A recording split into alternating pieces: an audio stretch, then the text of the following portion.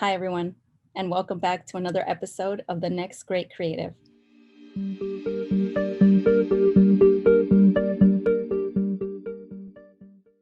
I'm your host, Marlene Guido, coming at you from the comfort of my home. This month, we celebrate Women's History Month. It's a month-long celebration honoring and recognizing women's achievements. On this episode, I've had the opportunity to interview some very successful female leaders and entrepreneurs that are living their best life and building their empire right here in our very town of Oxnard. My first guest is a woman who has started her dance company. It's my pleasure to introduce to you Tyrande Martin. It's my pleasure to have you here today. So for the people that don't know who you are, can you please introduce yourself? Who is Tyrande Martin? Ooh, I've been thinking about that. How do you contain yourself into words? All that I've done. I'll start out by saying I'm a Bronx girl. So I'm from the Bronx of New York. All right. My family were all born and raised on the East Coast. I moved out here 24 years ago, and I've been in Ojai ever since. All right. I'm an accountant. I'm an accountant and a dancer by night. Nice. You know what? I'm a late bloomer into the world of art, at least officially. I've always been someone who I've always danced on my own, club dancing. And when I say club dancing, I don't mean in the general way. I mean, I literally got out there and sweated and moved. And I would say that's the beginnings of that's the first steps that led me to where I am today with my creative dance company. What got you into dancing? What made you start? What was your inspiration? That's the thing with me. And I think that's why it's so hard to describe for me to talk about myself, because I kind of live without ever looking back on myself. It's almost like a blur for me. I just live and I move and I do, and I never really look at myself. Other people can describe me, but so I would say, honestly, it was a self-motivation because there are no dancers in my family. Some would wonder, my family was kind of shocked. They're like, well, we never expected that of you. You know, you were always in the books and reading and stuff. And, you know, and here you are now blooming into this artist so late in life. But it was always, it's never too late. It's never. But I'm self-motivated. And I will say my aunt, and I do remember her always just living in the streets of New York, salsa dancing, honey. She was like a salsa queen out there in New York, walking the streets of New York barefoot. She was always, it seemed like at least twice a week, she was at this salsa clubs. So I always remember that. And that's pretty much that's what I officially got involved with when I went into dance classes or started out on my own. So I would think I know that had an influence on me. I would say salsa dancing in my aunt. It's in her blood. But outside of that, I do so much more than salsa. I'm a creative mover, a creative dancer. That's my primary passion, an explorative mover, a passionate mover. And then I get involved into the general styles that we know, salsa, Afro-Caribbean, a little bit of hip hop, but mainly really any and everything. I'm like a mishmash, a fusion of so many different things. But I would say mainly, I would say my aunt, I will give some credit to her because it's always there. I remember her. That's the only one that was a dancer that danced at all ever that I can remember in my life. Other than that, I'm really self-motivated. I would turn out, like I said, I would go dancing in the clubs for myself, by myself, or I would dance wild and free in my house for like hours by myself. And I developed with that even after work, when I went into the work field, I'd go home and that was my exercise, dancing freely. And then eventually I went into classes, and then it went up from there. So nice. So creative art tip, CreARTive freedom. It's a family. Yes. I always put the CreARTive Freedom Family, and it's create and art meshed together. Yes. CreARTive. Okay. Yeah. So tell me, how did you start this company? It's something I thought that would come much, much later on, maybe a year, at least a year, maybe a couple. I was with NEMA as an instructor. I don't know if you know Neighbors Embracing Multicultural Arts. NEMA, Yes, they had they do they belly presented the belly dancers, dancers. right? Yes. Yes, with Janice Straka. So I met with her and I instructed here. I helped out behind the scenes before it closed down, before anyone knew it was going to close or she was going to retire. I was made the program director of NEMA, and I was ready. And this was at the end of 2019, and we were ready to start for 2020. But she had decided to retire. So I just couldn't, and I was scared. I was nervous. I cried. I wanted to. I was so ready to move forward from just being an instructor to being the program director after working so hard behind the scenes during their last year. Mm-hmm. And I said, this must be my time, because I was offered a studio, Cosmotion Studio, before it closed in Ventura, but I didn't do it. I wasn't ready. I didn't feel ready, but I just went for it. It's like the universe or something telling you, this is it. This is now. It didn't come in the very planned way. It didn't come with the business plan, the loose business plan I had. It just here, now's the time. And so it was born on February 10th of 2020, the CreARTive Freedom Family. And it was born out of a need with the dancers to want to keep dancing and to keep the space. I expected a lot of development under NEMA here in order to move forward into a business later, but it didn't happen that way. So here I am with a nonprofit. I knew I didn't want to do it alone. I knew what I wanted. I knew where I wanted to go. I saw the vision, but I knew I also needed help. So therefore, I established a nonprofit so I can get a team together. And it's a nonprofit spirit. So here we are, born from COVID. Yeah. How important is it for you to share your authentic self on social media? Like you said, you're putting your, videos out there. Yeah. So how important is that for you and to keep the community engaged? It's everything, because that's the heart. It's the soul. It's the life.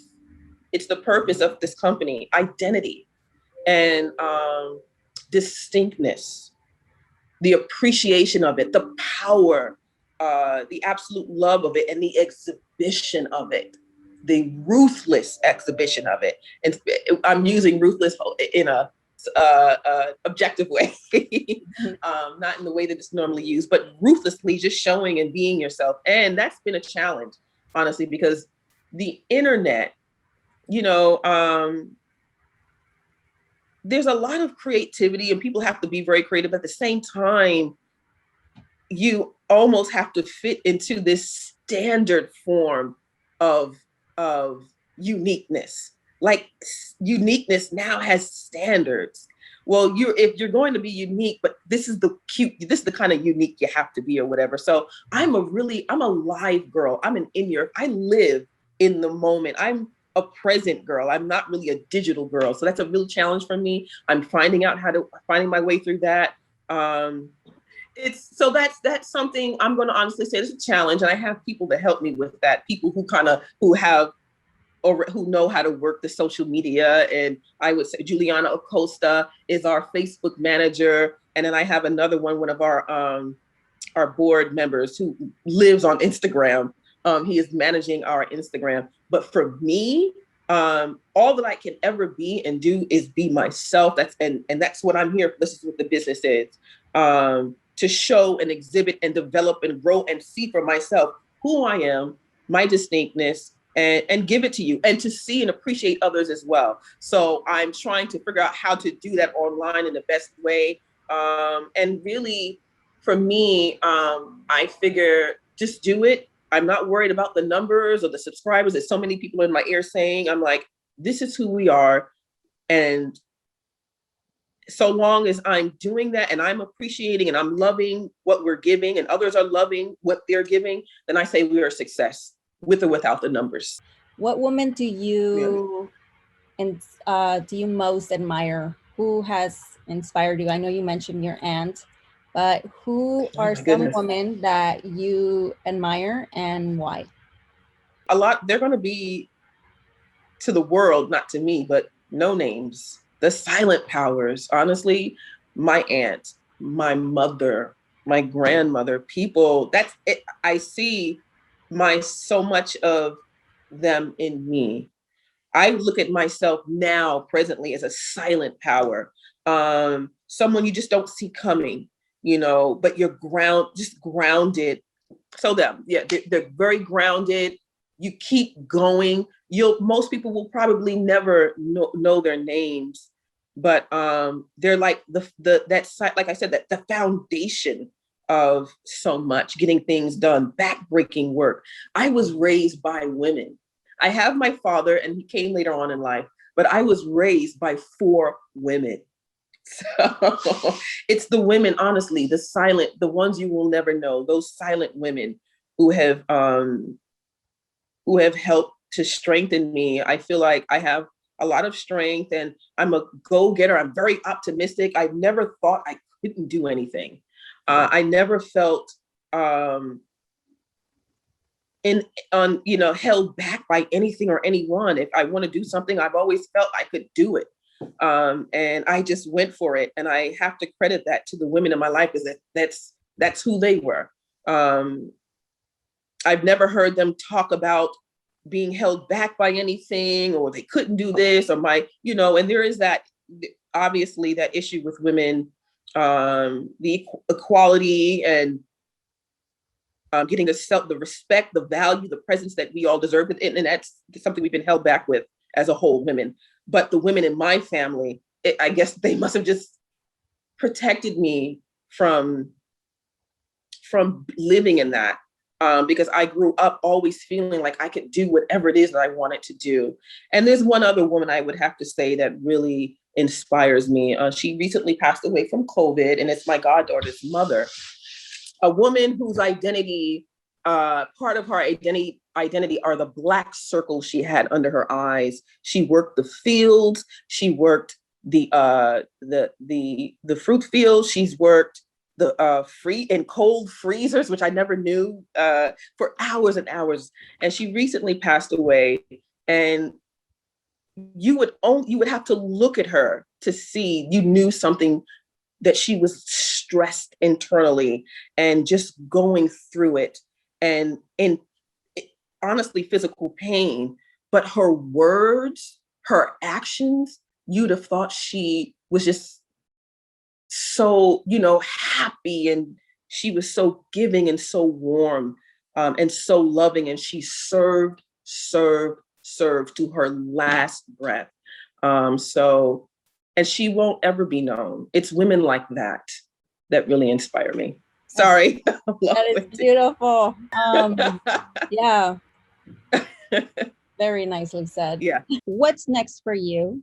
I am always looking for the next thing that I am creating, in whether it's being exhibited through videos, mainly live, or pictures. That's who I am. That's what I do. I'm an exhibitor of myself, of my heart, of my dimensions, and then turning that camera and that video on others to see them, to bring in the community, not just people who were trained to do it, but honestly, any and everybody who is willing to have that camera put on them. That's what's always next, and growing from that, and moving towards our summer program and our show. And after that, we do have a major move we're making, but you'll know that in time. And you'll see the amazing things we have planned for the Oxnard community. Awesome. Tyrande, thank you so much for your time. You're an amazing person. Thank you so much, Marlene, for having me. Nice to meet you. I also want to say we are sending you an invitation, Marlene, to our show. So most definitely. Thank you. So our next guest is Elisa Torres, and we are going to hear about her artwork and her involvement with the community. And yeah, so Elisa, I'm so glad to have you here today. Hi, my name's Elisa, Elisa Torres, and I'm an artist in Oxnard, California. I was born here, and just like this whole area inspires me. I mean, just all of California, really. I feel like Oxnard has given me so much, and it's almost like in my heart to like give back to just the place here that we call home. Tell me a little bit about what you do. I like to paint. I do a lot of artsy stuff. I guess just like I like to play guitar. I like to skate. So like movement, a lot of the arts. Just like I've always been attracted to the arts, but my favorite so far has been painting. It's really an outlet. I get to discover new techniques just by experimenting. It's just really fun, and I really enjoy it. I feel like it's something that I can keep on doing for the rest of my life. Nice. And you're really good at it. I love your artwork. So tell me, what inspired you to start? Ever since I picked up crayons, and ever since I have like chalk, I mean, I would use the crayons on like cement and like things I'm not supposed to draw on. But I just loved it so much. I remember being like about 5 or 6 and being at my babysitter's house, and we would draw on like the back of leaves, and in my mind I'd be like, oh, estamos dibujando en hojas, like on paper. But I was barely learning English, so I was like, the play with words and like the play with the crayons like really just made me realize like I think this is what I want to do. What are some of the challenges that you've faced? Growing up and just deciding to be an artist is a pretty tough thing to do. It's you really have to like push yourself forward, even though like people are, can tell you like, oh, it's not the best path to take. But for me, it's like the only path I could take. But I get to deal with it. It's impacted my work in so many ways, So I'm really grateful. Yeah. But it's what I love to do, and it's the path that I chose and that I get to take. So I'm really happy about that. Being first generation Chicana here, it's tough, but it's really cool too, because I got to learn a lot from my parents. There's the migrants from Mexico, and my mom's from Durango, my dad's from Jalisco, and they met here, and it's just being first generation, like I've had to deal with a lot of things, being at different schools, them moving all the time. There's a lot of things that I've faced, but luckily I've overcome, just normal things like housing or just so many things that could happen. But I keep pushing forward, and I'm really grateful. Where did you study? Where did you go to school to? I'm assuming you've taken art classes and probably still are taking art classes. So yeah, so where did you go? So I went to Wainimi High School. I had a couple art classes. I never really took painting or drawing. I took like film and photography, but to me it's part of the arts too. And then I went to Oxnard College. I got my AA in studio art. So I was constantly making work and collaborating with my colleagues. It was really fun. And now I'm enrolled at CSUCI, and I'm getting my bachelor's in a few. So Nice. I'm very excited about that. Yay. So I noticed a piece behind you. Can you tell me a little bit about it? These are nopales. It does need a couple of details left, but these are some nice nopales from that I got inspired from anywhere in California or Mexico. It could just be the backyard of your grandma's house or tia's front yard. I just wanted to like send the viewer to like a familiar place, and I did the clouds a little bit like a little bit cartoonish, almost like surreal a little bit. And I added faces to all the nopales because I don't know, they kind of represent like just being resilient, just living through, and each one of them its own personality, almost like generations on nopales, generations of us and our families. So there's a lot of like representation of home, even with like, I added I don't know if you could tell, but it's texture. So it kind of feels like a wall. And yeah, there's just a lot of personality in these nopalitos. Nice. I could totally see that in a plush. Cute. It's a good, yeah. And this one's about Oxnard. This is just strictly Oxnard area, but obviously a lot of people can connect with it. It's very like, to me, I wanted like a SoCal kind of look. We got the nopales and the different layers, the little flame on the skateboard, the girl on her phone, some more nopalitos, some maybe a car with some sort of like fixing up a car, being thankful, gracias, and the strawberry with blue eyes because I don't know, I guess kind of just want you to think about it.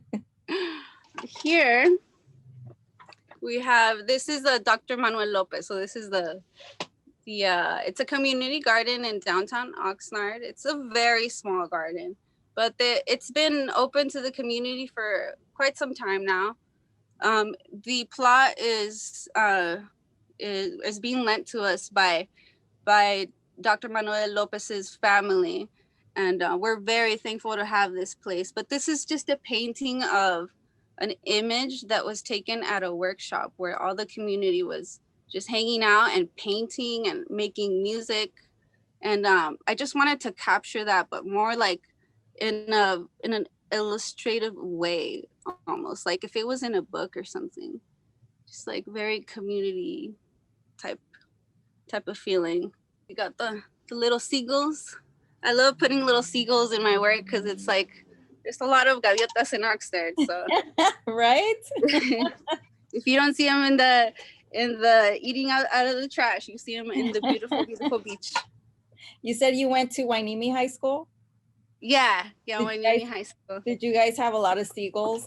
Oh, like, yes. Time?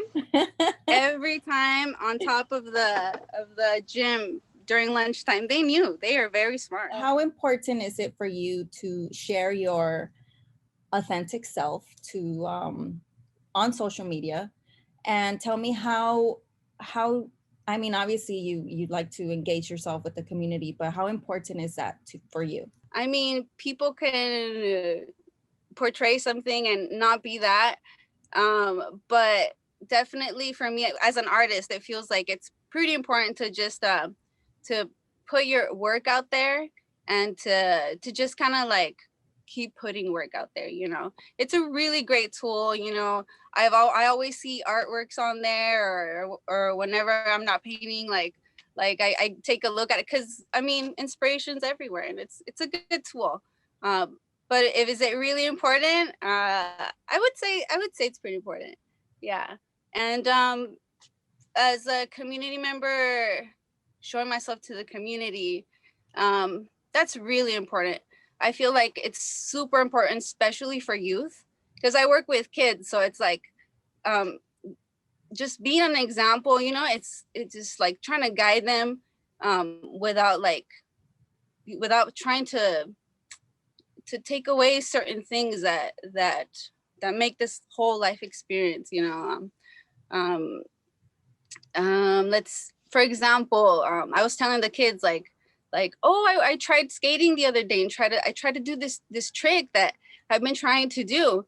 And they were like, really, Miss Torres, like you skate? And I'm like, yeah, like people can skate, girls can skate, you know. And all the girls were like, oh, like, yeah, I've been wanting to learn. And they're like 10, you know. So even just by like speaking about it, it kind of like makes that a possibility, like in their life, even if it's painting or if it's it could be anything really. Just that trying to set a good example, for youth is really important to me. The elderly, the people with disabilities, like everyone should be able to acquire like some sort of like happiness through community. Who are some women that have inspired you in your life and why? There's a lot of women that have inspired me in my life. A lot of artists, and my mom really inspired me. She's always pushed me, Mija, you could do it. You could do what you want. Just make sure, que trabajes really, really good and like every day. My tias too, like their journey here just inspires me so much. And all the women that work in the field inspire me. You inspire me. All the women in the community inspire me. And I just want to give a shout out to todas las mujeres out there that need encouragement. You could do it. And you ladies are beautiful. And let's just inspire each other and lift all of us, each other up. Exactly. Sí se puede. Sí se puede. I wanted to talk a little bit about some mural work that I've done. I've done a couple murals in the community, and I've been finishing up this building, which is, to me, it's still in progress because I live so close to it. So to make the story short, my mom's close friend, she owns a flower shop in Oxnard, and she wanted me to just put more color on the walls. And I was like, this is a great opportunity. Like, thank you, because I kind of asked her a little bit before, but she really granted me that opportunity. And I've painted these campesinas on the walls, and I've done a girl with a lowrider, just like women empowerment stuff, just like, oh, that could be my tia, or like that. Oh, do you see those 3 girls? Those are my sisters. Or the girl with the car is like, yeah, girls can have like really nice cars too, or they can, just whatever comes to your mind. And on top of that, I wanted to add more color to the walls, especially in South Oxnard, porque acá they, everywhere where there's a lot of graffiti, they just put like some beige paint on there. They're like, oh, it doesn't really matter, but it does, because that affects us, each and every one of us. So by me putting different colors on the walls and like talking to the kids every time they pass by, every time they're gonna buy their candy from the store, it's just like, to me, it was like, to a lot of people, it might have been like, oh, what is this girl doing? She's spending so much time in front of a wall. But to me, I'm like, I'm trying to put energy, like some sort of like positive energy onto the wall, and just trying to reflect that.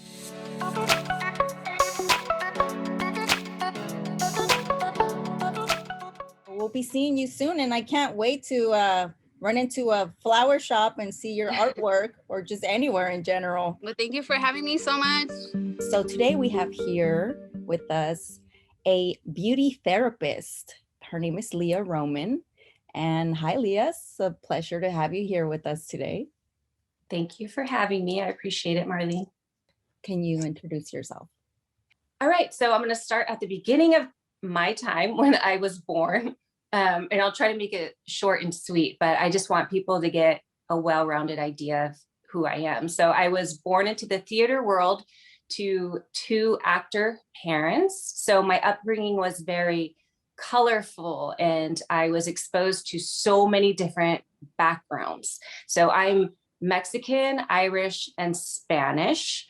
And so my brother and I grew up in a single family home where our main influence and our upbringing was our Mexican heritage. So it gave me a tough skin looking like a white girl growing up in a Hispanic community. So that would bring me to who I am today and why I've chosen the career path as a beauty therapist. And I'll get to that a little bit later. But I grew up as a light-skinned girl wanting to be accepted in my community so bad. So I experienced a lot of insecurities, and that's why I help women today with self-acceptance within my beauty therapy business. And I also love to take on acting roles. That's part of a core of who I am too. These acting roles that help inspire women to know that they can do whatever they want and they can be who they truly are. Nice. So I know it's tough being a female in general, and I think we've all dealt with insecurities. And I know I went through a rough time, my childhood. I was always bullied, and I hated chasing boys, but now I think about it, I'm like, it wasn't that bad. Yeah, but tell me about your beginning then as a beauty therapist. Basically, I was working in the fashion industry, and my daughter was really young at the time, and it was taking away from her. And so I decided to leave that industry, but I knew that I wanted to stay in a creative industry. So I just came up with the idea of, oh, all right, I'm going to go to cosmetology school. All right. And I was actually told I'm either very brave or very stupid to make that jump, because I was no spring chicken at that time when I decided to do this whole new career. So I decided to take on, I'm very brave. So I jumped into that, and I got my license, and I worked in a salon. And working in the salon, it was great, but I quickly realized that women needed more than just a visit to the salon once a month. So they would sit in my chair, they would apologize for their flaws. Like, I'm sorry, my hair's so thin. Oh, I have so many wrinkles, I'm ugly. I would hear it all the time. Hence, my beauty therapist, I came up with that because for some reason, when women are in the chair, that's what happens. There's like some kind of therapy that goes on there. So, of course, they would leave my chair. They would feel like $1 million when they would walk out of the room. 4 weeks later, their self-esteem was still low. They were in that place again. Oh, I'm sorry, I didn't upkeep my hair. I didn't. And I'm like, no, there's got to be more to it than just this. These women are getting a temporary satisfaction, but they need something to sit with them in between their appointments, so they have their self-esteem high all the time. So I decided to create my first workshop, which was a workshop consisting of all these photos that I printed out of celebrities with makeup that was photoshopped, and then photos that were them without their makeup, to show women that, look, this isn't real. We're looking at these pictures, you're comparing yourself to an illusion. That's not helping your self-esteem. So that's just kind of where it started to snowball, and I created more workshops. And it's been a really great experience getting the feedback after women work with me. Yeah, that's definitely what we need. More people like you to, empower other women, and we just need more support with each other. Absolutely. Yeah, absolutely. And that's what it's about. And that's what I love to do, is help women reveal that beauty that they already possess. It's just about taking off those blinders and actually seeing it, aligning with their authentic self, stepping into their power, and whatever that looks like for them. And I guide them through it. I had one client who, she came to me, and she's very intelligent. And she said, after working with you, I now understand that I am intelligent and beautiful. She never felt like that before. She could be both of those things. And it was just such an honor to hear that, and to know that she's able to go through life knowing that she is intelligent and beautiful. Your authentic self. How important is it for you to show your authentic self in your social media handles and elsewhere? There's no other way. That is, showing my authentic self on social media that's the only way. There's nothing else, because that is what my business is about, is telling women to show up and be their authentic selves in order to reveal their true beauty. So if I didn't practice what I preach, then I'd be a fraud. So it's so important. And I'm actually learning, even as I continue to grow myself, I'm learning to feel even more safe with being even more authentic. And Marlene, with you, I admire you 100% because you are so authentic. I'm like, oh my gosh, that's so Marlene. Like, I admire that. So oh my gosh. All right, Marlene. Oh, she's brave. All right. I want to keep being more authentic and more authentic. So I wanted you to know that too, because thank you. Yeah, you're welcome. Yeah, I do my work and I'm helping women to be authentic, but I feel like it's always an ongoing process. And I have my heroes too. And that would be, you're one of them for authenticity. Thank you. You're welcome. So speaking of your heroes, what other women do you admire and why? So there's quite a few, but one of them that sticks out, I'll share probably like two of them, but one of them that's really sticks out to me would be Frida Kahlo. You talk about authentic. She is the definition. If you go into the dictionary, they should have her photo right there for authentic. I mean, and also for her courage just to face adversity, to be, she's just everything in a nutshell. So I think that's why she's such an icon, just being who she is. I mean, she's a hero of mine, to be like, dang, she did not care what anybody said. She was who she was 100%. So I love that. When I was smaller, I had a unibrow, and that's one of the reasons why I was always being bullied. And my family used to call me Frida Kahlo, and me being so young, I didn't know who Frida Kahlo was, but I was like, I don't think I like Frida Kahlo if I'm the one being made fun of at school. But then, as I got older and I started getting into art, I finally learned who Frida Kahlo was. And I was like, wow, okay, I wouldn't mind being called Frida Kahlo now. Right? Yeah. It's interesting, like our perspective from when we're younger to now. I mean, I too was bullied for different reasons, but it's crazy because you think about the things that you were made fun of when you were a kid, and now you're like, yeah, I'm good with that. Like, I mean, bring it on now. I'm okay with that. So yeah, it's just so interesting. I do have another woman that I admire. She's living now and she's in the entertainment industry, and it's Amy Schumer. She cracks me up. I commend her for her body positivity. She is so she is in her skin, and she's like, this is who I am. Accept me for who I am. I don't care. I have a big belly. I don't care. I'm not the perfect parent. This is who I am. And I think that's so huge, because in the entertainment industry, a lot of it is like, you're not good enough, you're not perfect enough. And she is just kind of breaking that mold, along with Reese Witherspoon, Kerry Washington. These women are changing the way that the entertainment business is, like how they look at women and how they respect women. It's such a big deal. There's a lot of movement going on, and I think that the more that we do this, like your show today, and interviewing women, that we're part of that narrative, and so it's amazing to be part of that and to know that, yeah, we can make a difference, and we're getting stronger as women, a whole community of women.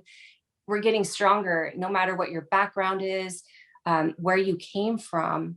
We're all women and we all suffer in some way. There is a commonality there. And it's just like, I feel it with me all the time, but knowing that, there's women like you and there's other women out there that are, changing that narrative. It's amazing. What would you say is the hardest thing about your job and what you do? Oh, the hardest thing is getting women to show up, because it's really difficult to kind of to know that you're worth some sort of shift and change, and also another thing is I've had some feedback where one woman's like, I would absolutely love to go, but I'm kind of embarrassed if it's like a group setting. I don't, I feel embarrassed, like I'm being exposed. And for those women, I completely understand, but that's where we could do a one-on-one thing. And then there's some women that come together, they love the social aspect, even if it's on Zoom, we come together and we all are very vulnerable and share things. But yeah, it's just really getting women to show up and to know that they are so worth it. And everyone could use, I always like to say, you're elevating your beauty, you're just like enhancing little things. It's not like we're here to say, oh, you've got to go and get a nose job or do this or do that, which to each their own. But I mean, it's all about getting what's inside, nurturing that and bringing it to the surface. So once you nurture that inside and you have it aligned, well, guess what? You're going to shine so bright on the outside. No one's going to know what hit them. And it's just, that is the beginning of the entire adjustment, is aligning your inner beauty with that outer beauty. Because once that clicks, then you're not going to